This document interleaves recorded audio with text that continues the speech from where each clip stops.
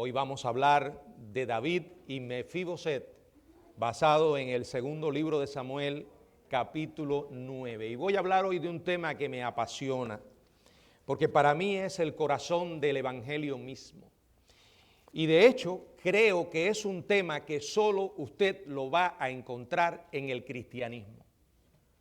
No hay ninguna otra religión, ni secta, ni cualquier otra cosa que hable del tema de la gracia.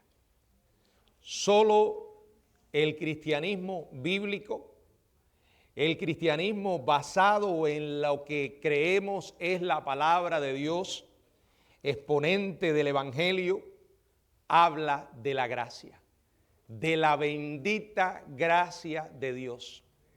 Esa que dice: nada merecemos, nada en absoluto podemos hacer para ganarla.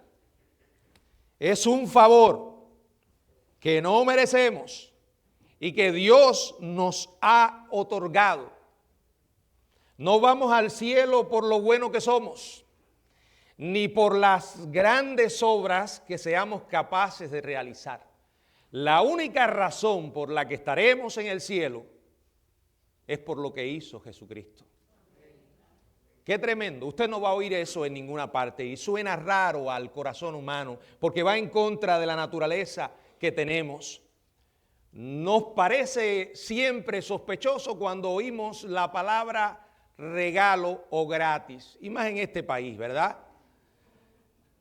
Aquí nada es gratis y cuando algo aparece como gratis es para sospechar.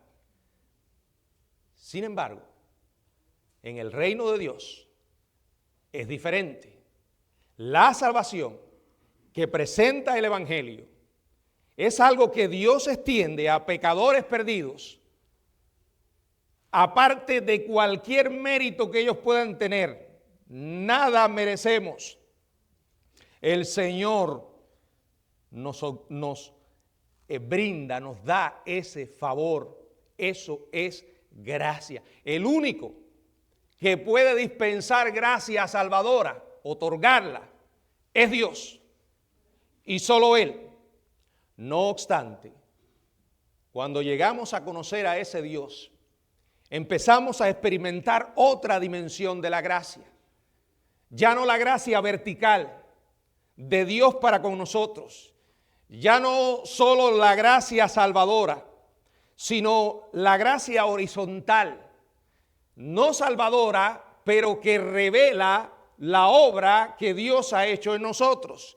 Es cuando tú y yo, después de haber entendido lo que Dios hizo por nuestras vidas, somos capaces de la misma manera de extenderle un favor a otros, aunque no lo merezcan.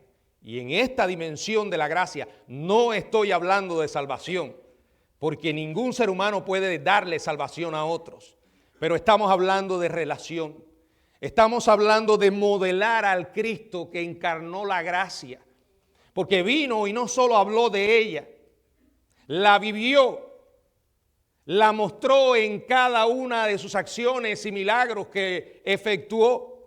Y con esa gracia nos reveló el carácter del Dios vivo. Qué tremendo que Dios nos amara de tal manera que fuera capaz de ir al extremo para salvarnos sin merecerlo en absoluto. La palabra gracia, repito, desde un punto de vista bíblico, es favor inmerecido. Es un favor especial a alguien que no lo merece, que no lo ha ganado. Y por cierto, nunca podrá pagarlo. Hay escenas de la gracia desde el mismísimo comienzo.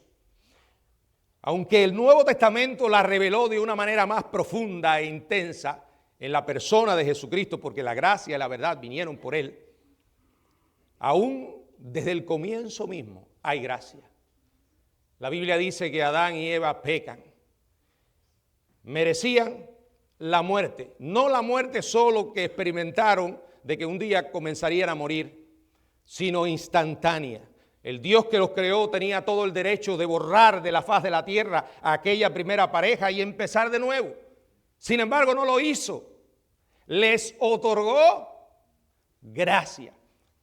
Es más, hay un pasaje de las Escrituras en Génesis que dice que intentaron, después que pecaron, de cubrir su desnudez con hojas de higuera. Las hojas de higuera representan las obras humanas, el intento de los seres humanos de cubrir su propia desnudez espiritual por lo que son capaces de hacer. Sin embargo, Dios entra en escena y dice que les cubre con pieles de animales. El hecho de que habían pieles significaba que habían animales muertos. Hubo derramamiento de sangre.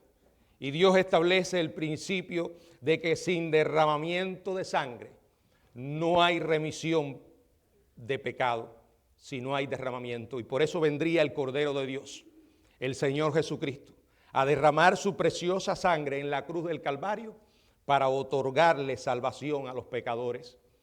Dios cubrió la desnudez espiritual de Adán y de Eva. Dios les otorgó gracia. Y precisamente del hombre que vamos a hablar en esta mañana es un ejemplo de eso. Alguien que cometió muchísimos errores y, para llamarlos bíblicamente, pecados. Sin embargo, experimentó de una manera muy especial el favor inmerecido de Dios. Y en un momento de su vida ilustró esa gracia divina. ¿Cómo? Manifestando gracia a alguien que no lo merecía. En mi opinión personal, esta historia es una de las más grandes ilustraciones que podemos encontrar en la Biblia de lo que es la gracia en el Antiguo Testamento. De hecho, involucra a David y además a un hombre con casi un nombre impronunciable, Mefiboset. Nombre que sé que no es precisamente el que la gente escoge para ponerle a otros. Sin embargo, él se convierte en un recipiente de la gracia que le otorga a David, del favor que le otorga a David, de esa gracia no salvadora, pero sí horizontal y que ilustra en cierta medida la gracia salvadora. Anteriormente vimos que David había tenido un tiempo de paz, algo raro en su vida, porque era un hombre guerrero, siempre estaba involucrado en conflictos militares. Y en ese momento de paz comienza a pensar en su vida, en su pasado, agradecido, recuerda las bendiciones que Dios ha derramado sobre él. Y es muy probable que cuando lo estaba haciendo, en su mente llegó el recuerdo de su gran amigo, Jonatán, que había muerto en batalla. Y también recordó a Saúl, su antecesor en el reino, su peor enemigo, que una y otra vez buscó su vida para terminarla. Pero también recordó que había hecho una promesa. En realidad, hizo más que una promesa. Hizo dos. Una a Jonatán y otra a Saúl. En el segundo libro de Samuel, capítulo 9, verso 1, dice, dijo David, ¿ha quedado alguno de la casa de Saúl a quien haga yo misericordia por amor de Jonatán? Aquí hay una palabra que se traduce que es misericordia, pero la traducción correcta sería gracia. Aunque yo creo que la mismísima misericordia está muy unida también a la gracia. La gracia es que Dios nos da lo que no merecemos, nos da la salvación. Y misericordia es que Dios no nos da lo que sí merecemos, que es la condenación. Y ambas cosas las recibimos por gracia. Él dice, y podríamos traducirlo de esta manera, ¿ha quedado alguno de la casa de Saúl a quien yo muestre gracia por amor de Jonatán? Gracia es una aceptación positiva e incondicional, a pesar de la falta de méritos de la otra persona. Precisamente lo que Dios hizo con nosotros en cuanto a la salvación. Gracia es una demostración de amor inmerecido e impagable. Por eso David, mientras reflexiona, hace la pregunta: ¿hay alguien a quien yo pueda mostrarle esa clase de aceptación positiva, esa clase de amor? ¿Por qué quería hacerlo? Bueno, lo dijimos hace un momento. Había hecho 2 promesas. Anteriormente, cuando David se hallaba huyendo para salvar su vida de manos de Saúl, Jonatán le dice en el primer libro de Samuel, en el capítulo 20, verso del 13 al 15, pero si mi padre intentare hacerte mal, Jehová haga así a Jonatán y aún le añada, si no te lo hiciere saber y te enviare para que te vayas en paz y esté Jehová contigo como estuvo con tu padre. Y si yo viviere, harás conmigo misericordia de Jehová para que no muera, y no apartarás tu misericordia de mi casa para siempre. Cuando Jehová haya cortado uno por uno los enemigos de David de la tierra, no dejes que el nombre de Jonatán sea quitado de la casa de David. Esta petición de Jonatán está enmarcada en un contexto, en aquella cultura, en que la costumbre era que cuando un rey tomaba el poder, todos los miembros de la familia de la dinastía anterior eran totalmente exterminados. ¿Para qué? Bueno, uno de los propósitos era evitar una revuelta. Por tanto, lo que Jonatán está diciendo aquí es: David, cuando tengas el trono, muéstrale gracia a mi familia. Preserva nuestras vidas. David, cuando tengas el trono, ocúpate de nosotros, protégenos para que nuestra familia no sea borrada de la tierra. En realidad, Jonatán era amigo de David, pero su familia no merecía en absoluto que David hiciera eso. ¿Por qué? Porque era la familia de Saúl, el rey enemigo de David, aquel que había hecho como su objetivo de vida acabar con David.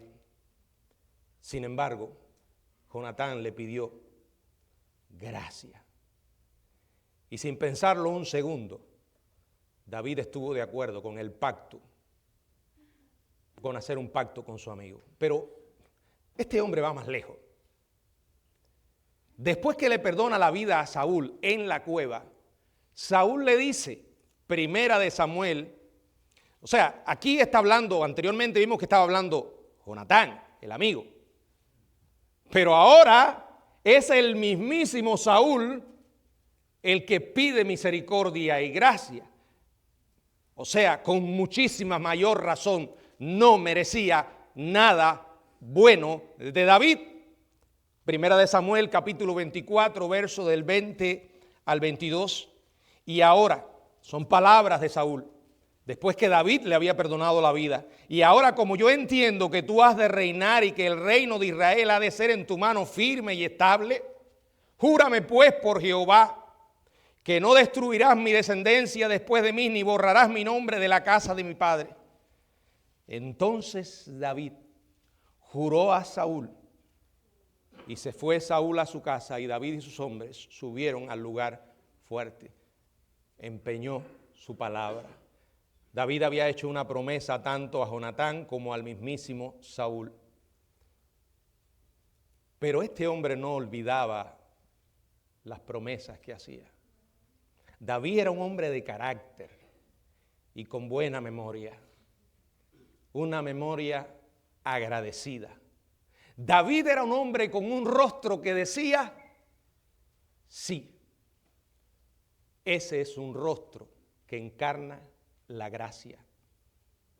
Llega un momento en que pregunta, ¿hay alguien a quien yo pueda mostrarle gracia por amor a Jonatán? Yo quiero que piensen en lo que él está preguntando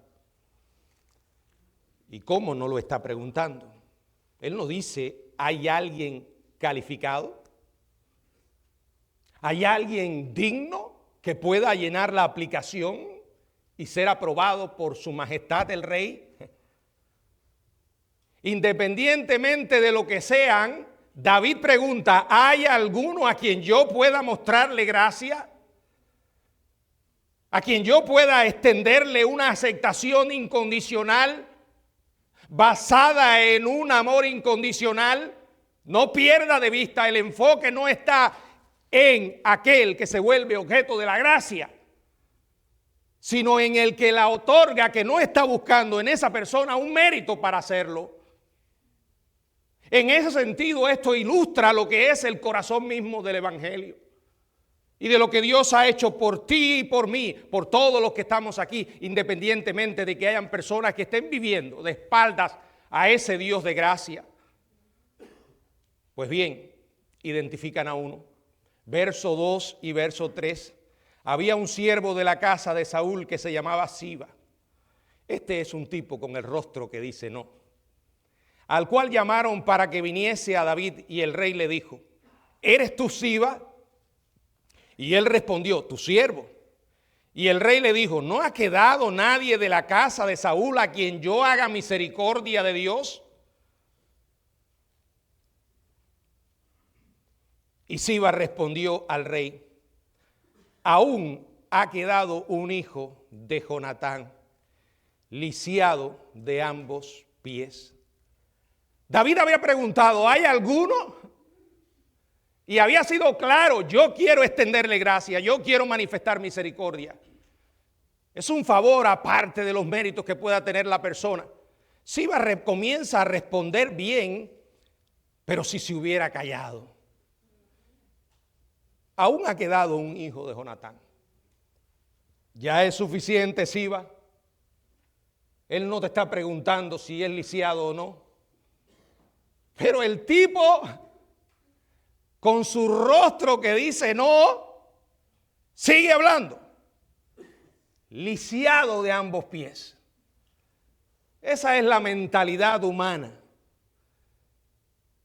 Así es como funcionan las cosas en nuestro mundo. Pero no es el corazón mismo del Evangelio, no en el reino de Dios. Entiendan, no se trata de méritos. Y por cierto, yo sé que no les va a gustar esto. Empezando por quien está aquí predicando. Todos los que están en este templo y en cualquier parte de este mundo, sin importar dónde sea, ni en qué condición viva, ni el poder que tenga, ni la riqueza, o si no tiene nada, no importa si es pobre, si es rico, no importa si es blanco o es negro, no importa si es demócrata o republicano, no importa si es adúltero o homosexual. Todos estamos lisiados.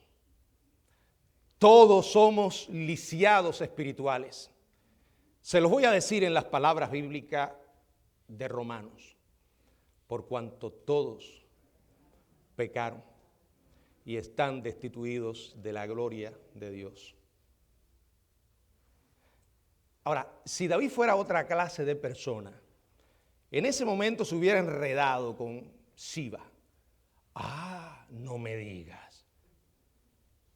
¿Y el hombre es lisiado? A ver, Siba, dame más información. ¿Cuán lisiado es? Eso no encaja con mi imagen. Tener a ese tipo aquí en mi casa me resta a mi influencia. El rey con un lisiado. Pero ese no era David, él no estaba preguntando para eso. Mire, yo quiero que usted observe, cuando Siba le dice que es lisiado, ¿qué dice David? ¿Dónde está? No pregunta nada más. Y Siba responde al rey, he aquí, y sigue el hombre dando más información. Y yo pienso que acentuando esa información para que el rey despertara, según él, le dice, he aquí está en Maquir, hijo de Amiel, en la casa de Maquir, hijo de Amiel, en Lodebar.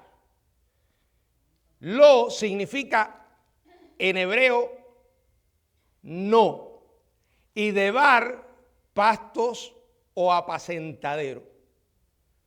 O sea, él está machacando. Este hombre lisiado vive en un lugar de una desolación inimaginable. Su majestad, aparte de ser lisiado, vive en una zona retirada, yerma, inhóspita, de Palestina. Pero David había preguntado, ¿dónde se encuentra? David hace una pregunta de gracia. Y la gracia funciona aparte de las actitudes del individuo.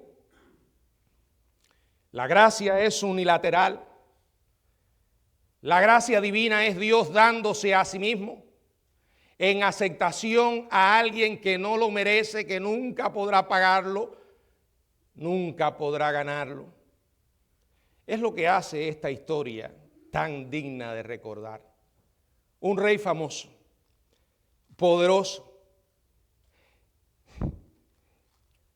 que se inclina a extenderle la mano a alguien que representaba todo aquello que David no era. Y en aquella cultura, como dije, en aquel contexto, la costumbre era quitarle la vida a cualquier dinastía anterior, sus familiares, exterminarlos. Y entonces la familia lo que hacía era que cuando era derrocado el rey o moría, tenían que esconderse, porque sabían, y esconderse para el resto de sus vidas, y tratar de escapar desapercibido o en silencio, irse lejos, meterse en un lugar como lo de Bar, un lugar que nadie sabía dónde quedaba, solo un viejo amargado sirviente llamado Siba. Pero David no había preguntado cómo el hombre quedó lisiado. No lo preguntó, solo dijo, ¿dónde está? ¿Dónde está? Dice la palabra, ¿dónde está? Y Siba le respondió, he aquí está en casa de Maquir, hijo de Amiel, en Lodebar. Cuando se enteró de que Saúl y Jonatán habían muerto, la niñera levantó al niño que estaba a su cargo y salió corriendo para protegerlo. En el segundo libro de Samuel, en el capítulo 4, verso 4 dice, y Jonatán, hijo de Saúl, tenía un hijo lisiado de ambos pies. Tenía 5 años de edad cuando llegó de Jezreel la noticia de la muerte de Saúl y de Jonatán. Y su nodriza le tomó y huyó. Y mientras iba huyendo apresuradamente se le cayó el niño y se quedó cojo. Su nombre era Mefiboset. A partir de ese momento, el niño lisiado, impedido, se escondió por el resto de su vida. Lo último que hubiera querido Mefiboset era escuchar ese toque a la puerta de su casa para descubrir que era un mensajero del mismísimo rey. Yo me imagino cuántas veces debe haber soñado Mefiboset o haber tenido la pesadilla de que tocaban a su puerta y al abrir encontrarse con un emisario del rey que venía a buscarlo y arrastrarlo hasta la misma muerte. Eso pienso que era parte de todos sus sueños y pensamientos que le atormentaban. Y como alguien dice, a veces se hace realidad nuestra peor pesadilla. Y así ocurrió. Entonces envió el rey David y le trajo de la casa de Maquir, hijo de Amiel de Lodebar. Yo quiero que ustedes traten de imaginarse el susto que debió haberse dado Mefiboset cuando llamaron a su puerta para ver que eran los soldados de David y decirle: Mefiboset, el rey quiere verte. En ese momento debe haberse dicho: se acabó. Todo ya se acabó. Me llegó el fin.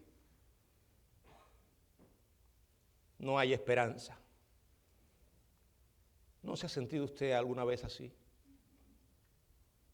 Que tocó fondo. Y allí en esa posición ya no puede ir más bajo porque está de cara al suelo. Se le agotaron las opciones. Todas las puertas se le cerraron. Ahora sí llegué al final. Pero Mefiboset estaba lejos de saber que aquello era para bendición. Lo llevaron a la mismísima presencia del rey. Verso 6.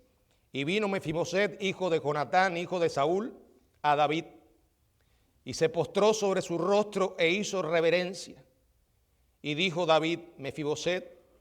Y él respondió: he aquí tu siervo. El hombre, totalmente asustado, temblando, se postra ante el rey, aquel poderoso hombre que tenía el derecho de terminar con su vida, de disponer de ella. Y el rey le dice: no tengas temor, porque yo a la verdad haré contigo misericordia por amor de Jonatán tu padre, y te devolveré las tierras de Saúl tu padre, y tú comerás siempre a mi mesa. ¿Pueden imaginar lo que debió haber sentido Mefiboset? Un cambio total de miedo a asombro, me imagino. Pienso que debe haberse pellizcado el hombre. ¿Esto es cierto? ¿O es que ya he comenzado a perder mi cabeza también? Estoy imaginando. El tipo esperaba que una espada le cortara la cabeza. Y de pronto escucha unas increíbles palabras del rey. Palabras empapadas, llenas de gracia. El doctor Carl Menninger escribió un libro titulado El equilibrio vital. Y aquí voy a leerles algo de una alusión que hice hace un momento al rostro de David. Un rostro que dice sí. Este hombre menciona la personalidad negativista. Es la personalidad que dice no a todo. Dice Menninger: estas personas nunca han hecho un préstamo poco seguro. Jamás han patrocinado nada fuera de lo convencional. No pueden permitirse el placer de dar. Estas personas son rígidas, crónicamente infelices, amargadas, inseguras, muchas veces con tendencias suicidas. Y para ilustrarlo, cuenta una historia de la vida de Thomas Jefferson, quien fuera el tercer presidente de los Estados Unidos de América, que en una ocasión estaba con un grupo de amigos montando a caballo cuando llegan a un río crecido. Un caminante que por allí andaba espera hasta que varios del grupo habían cruzado y luego llamó al presidente Jefferson para preguntarle si podía montarlo en su caballo para llevarlo hasta la otra orilla. Jefferson lo montó en la grupera y lo pasó a la otra orilla. Uno de los hombres se acercó a este individuo y le dijo: dígame por favor, ¿por qué escogió al presidente para pedirle el favor? ¿El presidente? El hombre no sabía que era el presidente. No lo sabía, dice él. Lo único que sé es que en los rostros de algunas de las personas que estaban allí ya estaba escrita la palabra no. Mientras que en el rostro del presidente estaba escrito un sí. Yo creo que cuando entendemos la gracia,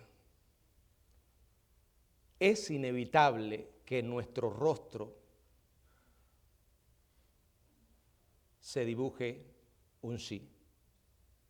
Cuando Mefiboset levantó el rostro, vio en David escrito allí la palabra sí. David lo miró y le dijo: vas a tener un lugar de honor como nunca lo tuviste. Es más, serás miembro de mi familia. Siempre comerás a mi mesa. Y si les parece poco, al final, el propio Siba termina sirviéndole a Mefiboset. Vamos a leer los versos del 8 hasta el 13 y vamos a deleitarnos en ver el final de la historia en esta parte. Y él, inclinándose, dijo: ¿quién es tu siervo para que mires a un perro muerto como yo? Un profundo sentido de indignidad. Es el reconocimiento absoluto de que delante de Dios estamos perdidos. Entonces el rey llamó a Siba, siervo de Saúl, y le dijo: todo lo que fue de Saúl y de toda su casa, yo lo he dado al hijo de tu señor.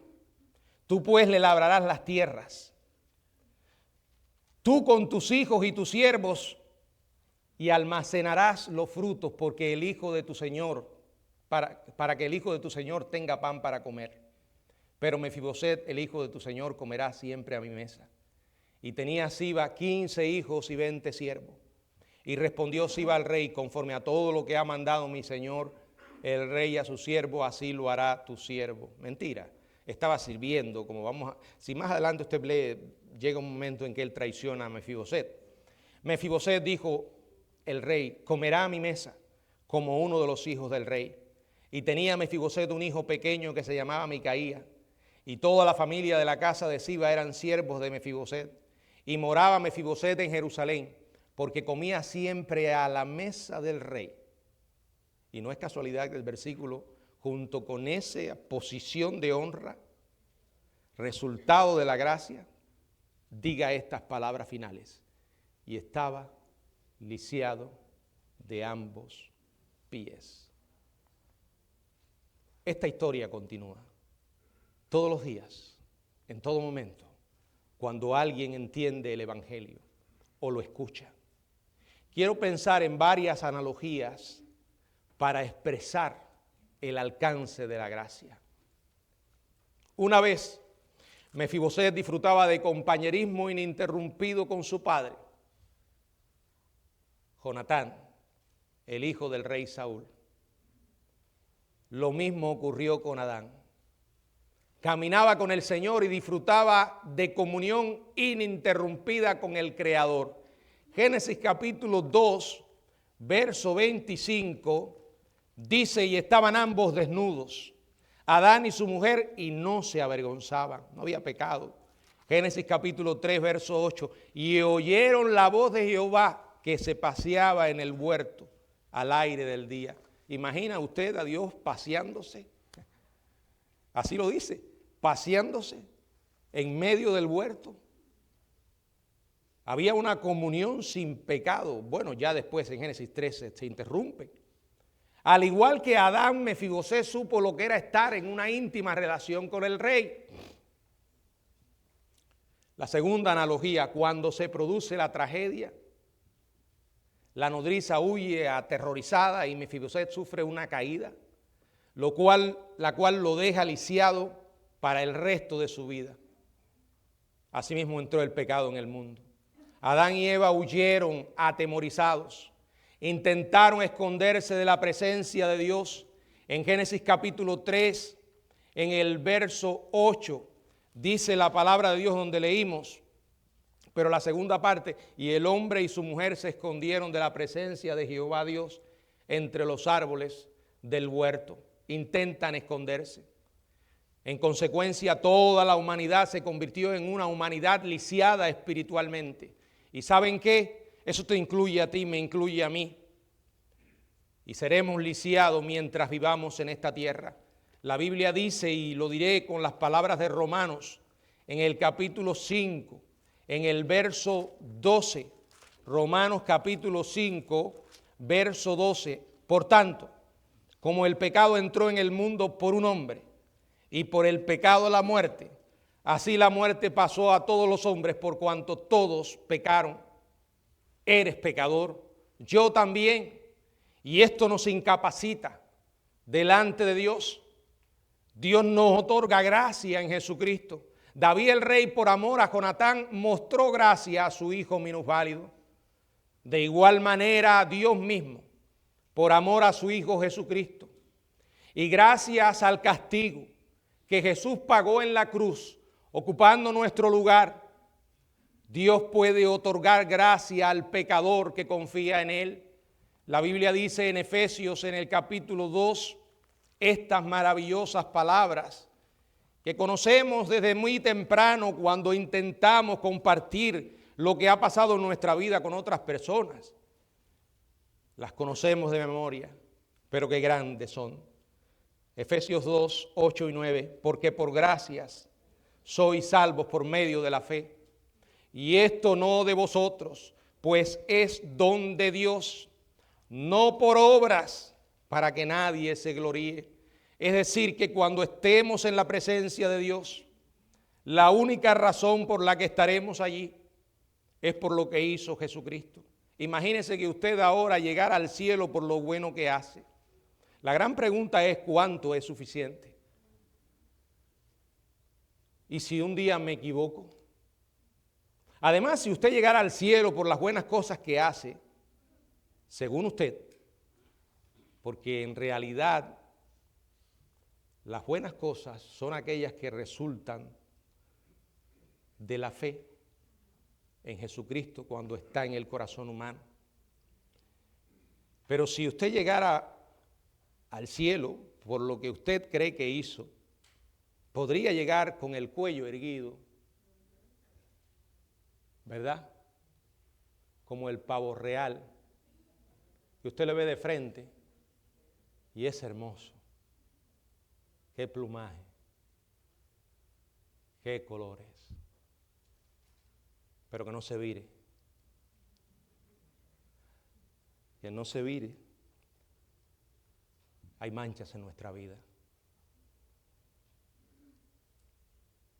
Imagínese que llegáramos con el cuello erguido. ¿Por qué crees que debo dejarte entrar al cielo?, te pregunta Dios.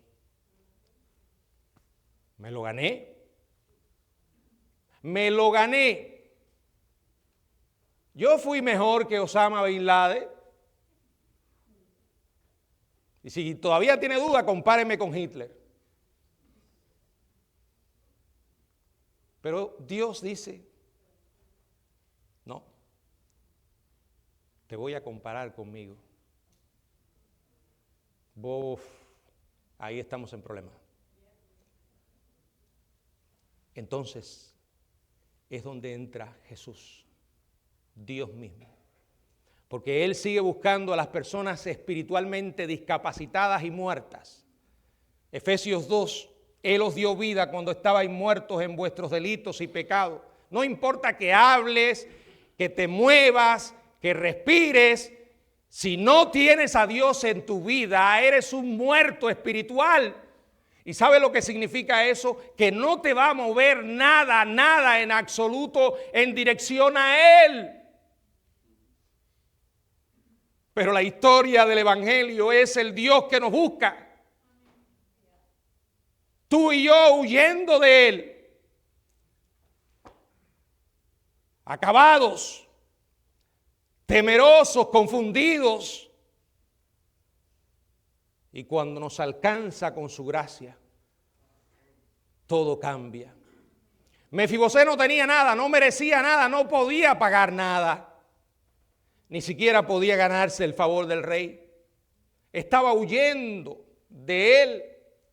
Lo mismo puede decirse de nosotros, no merecemos nada, no tenemos nada, no podemos ofrecerle nada a Dios. Cuando me encontró, yo estaba huyendo de Él. Algunos de ustedes pueden recordar los días cuando estaban metidos en esa vida vacía, de una escaramuza a otra, de una experiencia de culpa e insatisfacción a otra, de una noche de desbarajuste a otro, de un encuentro sexual a otro, de una botella de alcohol a otra, de una dosis de droga a otra, sin esperanza y sin Dios en el mundo. Nada en absoluto podían ofrecerle, nada podían darle, ni una buena obra que pudiera decir revela justicia de tu parte. Sin embargo, el Dios que te ama te buscó, y te buscó tenazmente. Usó su megáfono,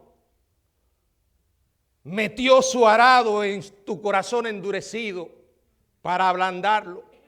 Y cuando digo el megáfono de Dios, el altoparlante de Dios, porque Dios habla y a veces no queremos oírle. Él tiene que ganar nuestra atención.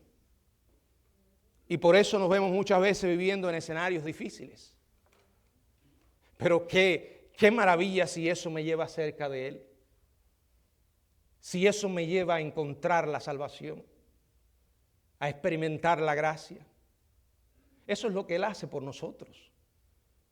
Un amor y un perdón que no podemos pagar, que no podemos ganar, que no merecemos. Y voy a ir más, porque los que estamos acá y ya conocemos a Jesús, seguimos viviendo todos los días por su gracia.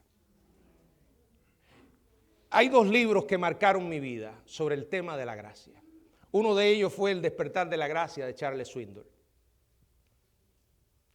Qué tremendo leer sobre estas verdades del corazón de un siervo. Luego llegó otro libro que se llama Andando bajo su gracia. Y eso me puso a pensar, esto no se termina aquí. Todos los días Dios me otorga gracia. David restauró a Mefiboset de un lugar de abandono a un lugar de honor.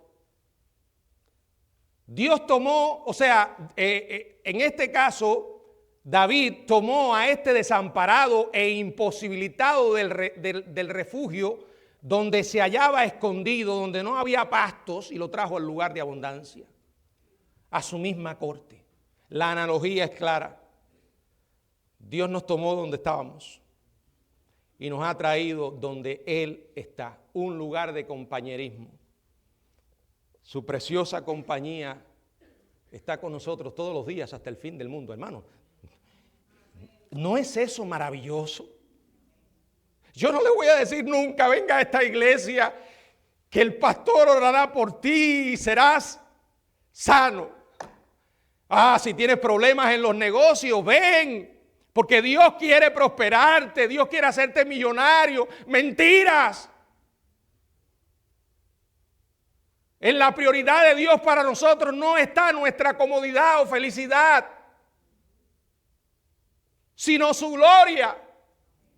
Y cuando conocemos esa gloria en el paquete de la salvación, hay gozo y hay felicidad. No porque Dios nos dio un salvoconducto, un pasaporte del cielo con el que podemos transitar por esta tierra a prueba de dolores, de enfermedades. No nos van a tocar, no. Pero hay algo que prometió y es la total seguridad de que estará con nosotros. Y si en su soberanía decide abrir la puerta hacia la eternidad, dice un salmo, y yo lo imagino de esta manera: Él nos guiará aún más allá de la muerte. ¿Saben qué imagino yo? Que Dios nos toma de la mano y el Señor nos dice: vamos, que yo voy contigo. David adoptó a Mefiboset, incluyéndole en su familia. David lo convirtió en uno de sus hijos. La Biblia dice del Evangelio mismo en Juan capítulo 1, verso 11, qué tremendo. Mas a todos, verso 12, a los que le recibieron, a los que creen en su nombre, les dio potestad de ser hijos de Dios. ¿Saben lo que eso significa? Que somos parte de la familia divina. En Gálatas capítulo 4, en otras palabras, la misma bendita verdad. Gálatas capítulo 4, verso 5, para que redimiese a los que estábamos bajo la ley a fin de que recibiésemos la adopción de hijos. Y por cuanto soy hijo, Dios envió a vuestros corazones al Espíritu de su Hijo, el cual clama, Abba Padre. Así que ya no eres esclavo, sino hijo, y si hijo, también heredero de Dios por medio de Jesucristo. Eso es lo que el Señor ha hecho por el pecador que pone su fe en Él. Te dice, siéntate a mi mesa, disfruta de mi mesa, yo te doy mi vida. La invalidez de Mefiboset era un recordatorio constante de la gracia. La Biblia dice en el pasaje del segundo libro de Samuel que estamos meditando, y era lisiado de ambos pies. Ese hombre todos los días recordaba su condición. Y que es importante que tú y yo no nos olvidemos de quiénes somos. En el preciso momento en que empecemos a pensar más allá de nosotros mismos. No, yo estoy aquí, Señor, por lo que tú hiciste. Y sigo siendo un pecador, por eso cada día necesito tu presencia y tu perdón. Primera de Juan 1:9. Cuando Mefiboset se sentaba a la mesa del rey, era tratado exactamente igual a cualquier hijo del rey. Yo quiero preguntarte a ti que eres enemigo, hasta ahora has sido enemigo de Dios, rebelde, si hay alguien aquí o me está mirando por Facebook o por YouTube, dime honestamente, ¿crees que este mensaje se le habría ocurrido a un ser humano? Eso va en contra de lo que pensamos. No. Aquí tenemos el concepto de que para que me den algo tengo que ganármelo. Usted trabaja toda una semana y espera que le den su cheque. Cuando le dan su cheque, usted no dice, me lo gané, es un regalo, no. Ni siquiera da gracias porque le dieron el cheque. Me lo gané, es mi sueldo. Así funcionan las cosas en este mundo.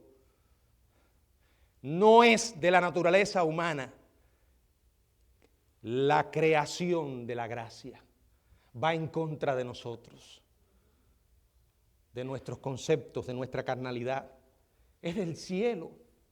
Y si a usted no le gusta el cristianismo y dice, bueno, yo voy a ser hindú o budista o no sé qué, se va a pasar la vida pensando, tengo que hacer muchas cosas para ganarme el cielo. El concepto de gracia, no. Miren, un día estaremos en la casa del Padre. Y yo soy de los que creo que nos hará falta toda la eternidad para que podamos expresar adecuadamente lo que esta verdad significa. Una vez más, piénsalo. Dios nos escogió con esta condición pecaminosa y rebelde. Y Él sabe todo acerca de nosotros. Todo. Nos tomó por su gracia de un lugar yermo y desolado. Nos dio un lugar en su mesa.